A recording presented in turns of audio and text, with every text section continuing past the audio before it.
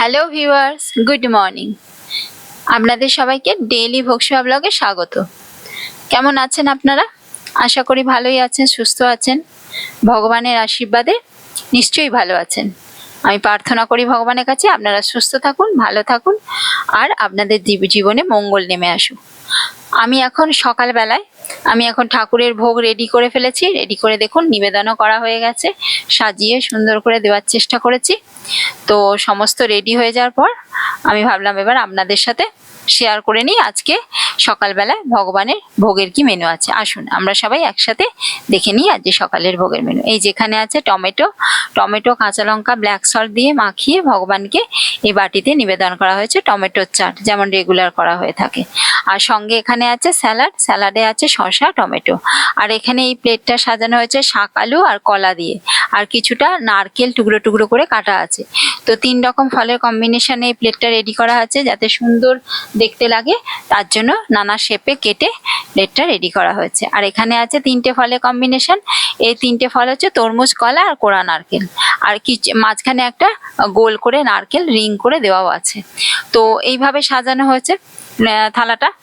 তরমুজগুলো দিয়ে শেষে তারপরে কলা, মাঝখানে রিং মানে নারকেলের গোল যে শেপে কাটা হয়েছে ওটা, তার মাঝখানে কোরা নারকেল দেওয়া হয়েছে। আর এই যে এখানে আছে শাক আলু, তরমুজ আর নারকেল আর কলা, এইভাবে সাজিয়ে দেওয়া হয়েছে সুন্দর করে। চেষ্টা করেছি যতটা পেরেছি। তো এইভাবে প্লেটটা রেডি করা হয়েছে। আর এখানে আছে মিষ্টিতে আছে রাগির লাড্ডুটা বানানো হয়েছে।